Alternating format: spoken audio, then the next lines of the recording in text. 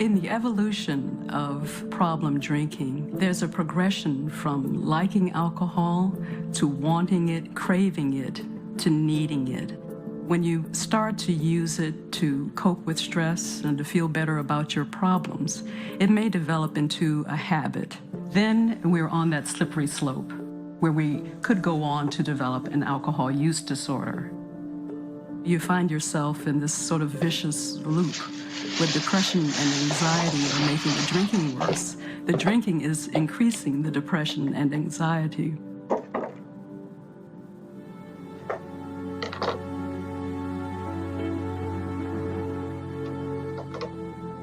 In a blackout, alcohol disrupts normal neurotransmission so that we lose awareness of what's going on in our physical environment and don't remember what happened to us during that particular time. And of course, that places us at very high risk for so many unwanted consequences. It's very difficult to know exactly how much you're drinking when you're out in public. A single serving of alcohol is 12 ounces of beer, or 5 ounces of wine, or 1.5 ounces of liquor. But a server may bring you a drink that actually contains the alcohol equivalent of 2 or 3 drinks. So you think that you've had 1 drink, when in fact you've consumed 3. And over an evening of drinking, that can really add up.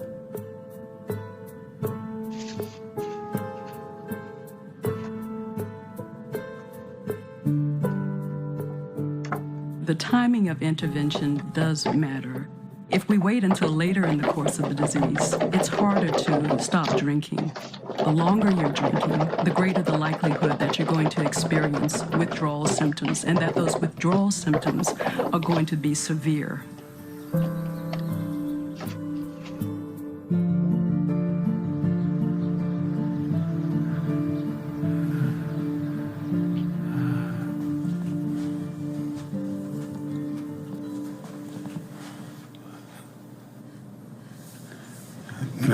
My life actually sucks.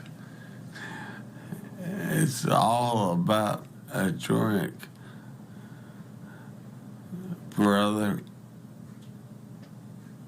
It's all about one drink. It's a horrible addiction, and it doesn't go away. Shit. I'm gonna die.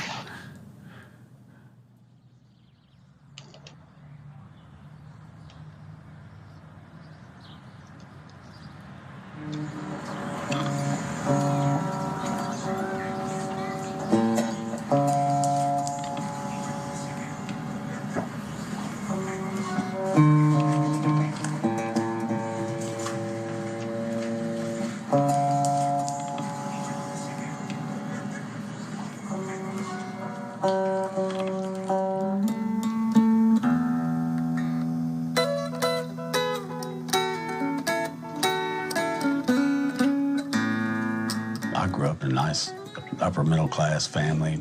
My mother didn't have to work. My dad made good money and worked for the government, had a good retirement. I was a Boy Scout, Cub Scout, safety patrol, you know, all the regular things, went to college. I was 35 when my son was born, 39 when my daughter was born. I have a good relationship with my wife. I want people to think I'm a nice person, and you know, I just have this problem, and I'm not afraid to admit it.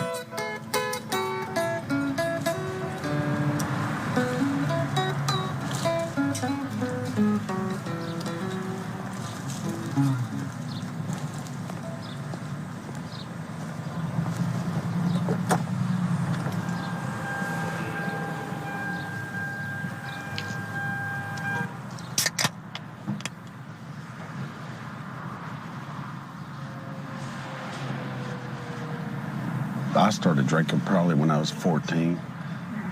I've gone through treatment, I've gone to meetings. It's so hard to beat. I'm working a part-time job at a grocery store. That's all I've been able to get. I just have to drink. And so I come out to the car and drink. See the shaking? The drinking pretty much has to do now with DTs. And if I don't drink, I'll start shaking. For a long time, I thought it was some kind of palsy, but no, it's from drinking, and I can't keep it still unless I drink. It's not just shaking; it's sweating and cramps, hurting. It's a nightmare, and I call it Groundhog Day because it's the same thing every day. It's awful. I had my own business. I was making about $130,000 a year. And then the downturn, people left. Customers left. Then I went off the deep end. I just started drinking really hard, and I was playing in a band for 9 years. I'm actually a great guitar player, and they kicked me out for drinking.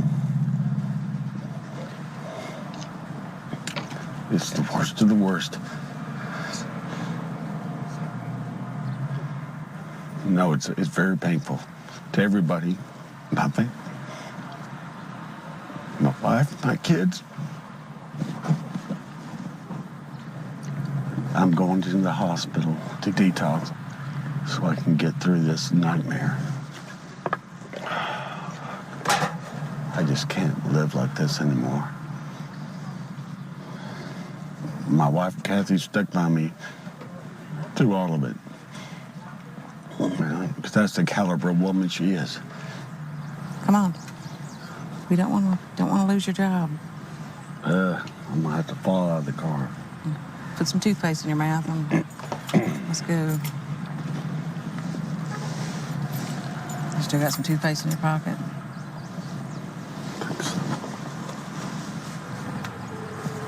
Let's go in and finish this gig up, and then we'll go home and get ready to go to the hospital. Let's just close it up and let me go. I'm dying. I feel like absolute shit.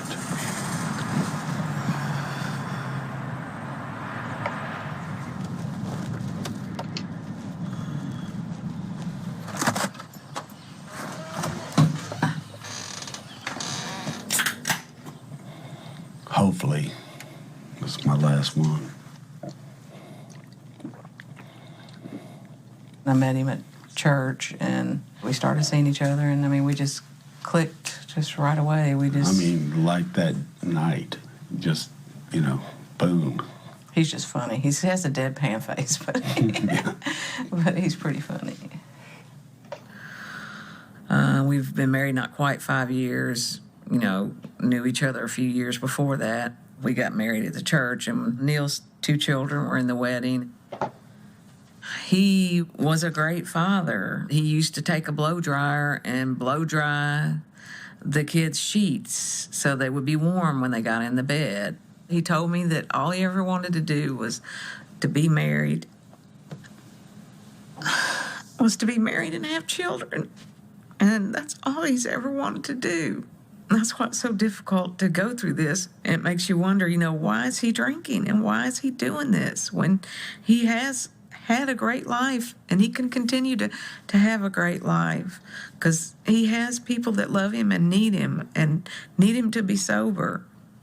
I think back, to the person that I fell in love with, and I want that man back so badly, so badly.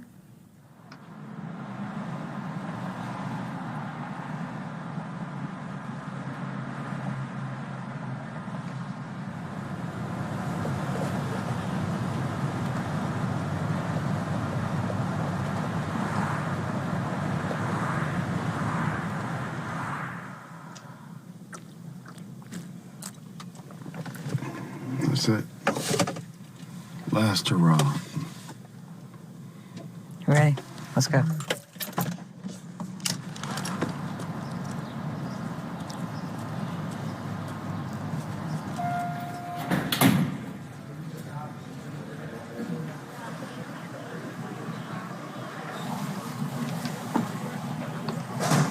We'll get you taken care of, okay? My legs are shaking. My whole body's shaking. They're afraid to let me walk, so I'm having to use a bedpan and everything.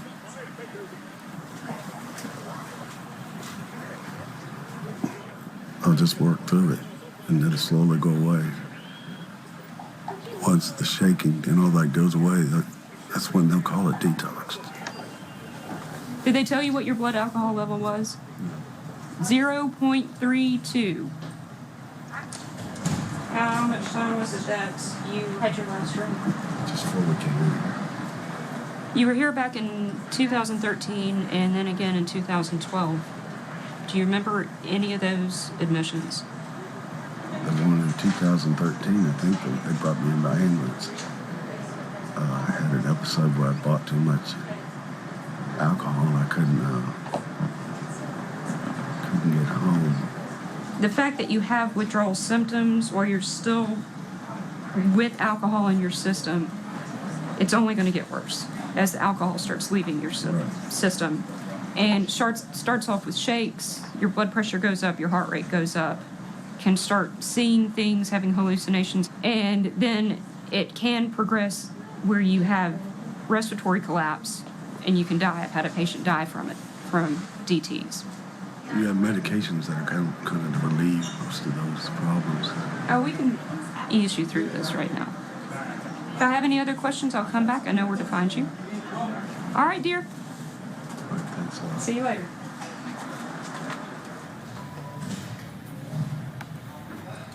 My concern with this patient is we can get him through this dangerous time with the alcohol withdrawal, but he's got a larger problem at hand that detox is not curing his alcoholism. He's in a great deal of denial about how bad his problem is and how much control over his life the beer and the booze have taken. I've seen patients who have had alcohol-induced dementia who have completely cooked their livers and their nervous system where they can't walk anymore. They need transplantation, but their alcoholism prevents it. He's at a point where he needs to make a decision, or it's going to be made for him. If he doesn't get help, he'll die.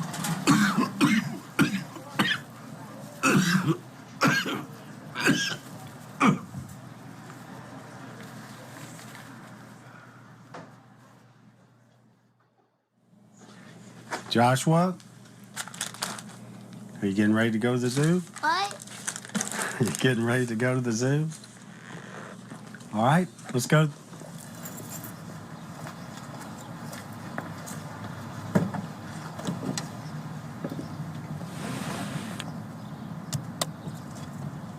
I feel good.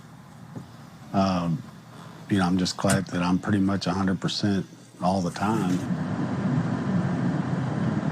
You all right?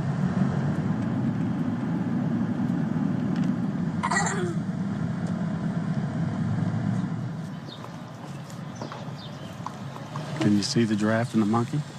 See? I feel like I could handle the things I thought I could handle back in my 20s and 30s. Managing people and being able to focus on work and finish problems and everything, not just get them out of the way so I can go have a drink. Hey, I go throw them in, buddy. Good one. I mean, the downtime is bad, but I can always go get Joshua. We'll go to the park. We'll go do something. Joshua, there's seals over here. You want to see? I feel like I'm getting a second chance, especially with Joshua. There it is. There he is. There he is. That's a big moon. It's just like reliving the best parts of my life with my son. See how small it looks coming up? He fell in the water. And one thing I did learn from some of the different things that I went to, sessions and things like that, is when you want to drink, visualizing what you're missing, like taking my daughter to see something, that she'd like to go see, and not going there and just wanting to see how many beers I could sneak off and buy.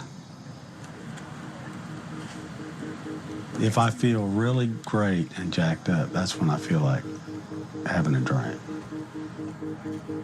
When I slip, I can't really remember exactly what went through my mind. All of a sudden, I'm drinking. It's just like, a magnet pulls you there.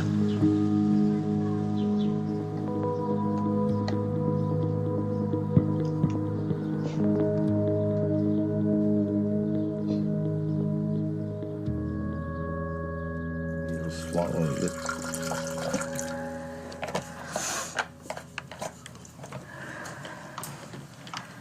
What happened is I could not stop drinking. It's a chronic disease, and I don't know how to beat it.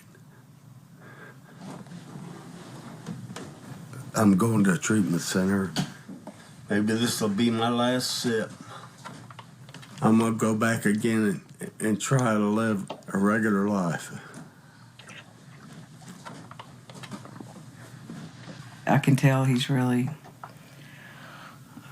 upset this time because he's afraid he's not going to have me to come back to, because he knows I've been through the mill with him, and he's going to have to concentrate on himself. He's going to have to do what it takes to stay sober. I just can't keep doing this. Can't. Is that what did Joshua say? I don't know. I think he We've said, got to get out of here. Come on, get up. of anything I say, my 4-year-old son is saying, what is Grandson. my grandson? It's going to be a rough ride to the airport. Seriously. Don't flop down. Sit. With him drinking vodka day in and day out, it makes his muscles weak where he cannot lift himself up off the ground. I mean, he's fallen down so many times. I mean, just for this weekend, he's fell down 3 times, and his son had to pick him up off the floor. I have to clean up after him like a baby. He's so drunk, I feed him because I know he needs to eat. He'll even throw up right after he eats. I mean, it's just awful. Hang on. You're not holding me, right? Okay.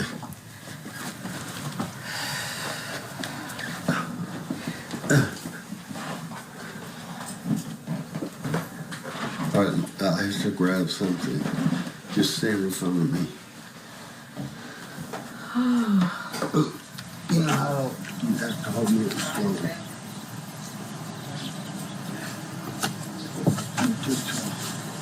This is the next thing. He's going to go back to 35-day rehab, and he's going to go to a halfway house. And if this doesn't do the trick for him, nothing will. And this is my last hope right here, and I will have to give up.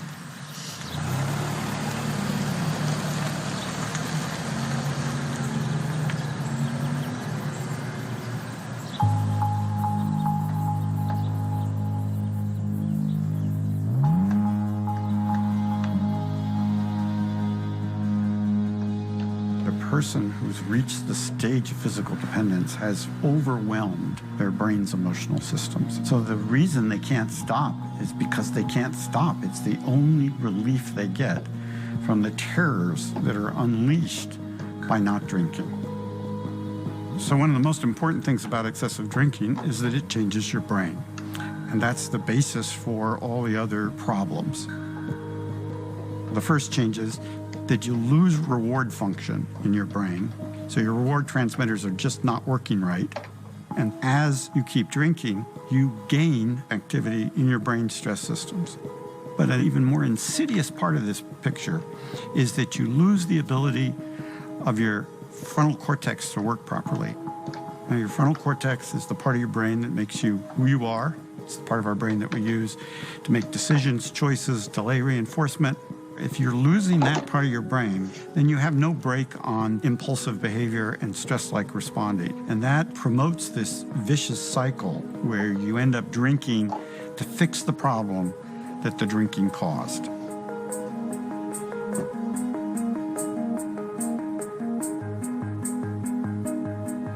These are changes that are very, very difficult to reverse.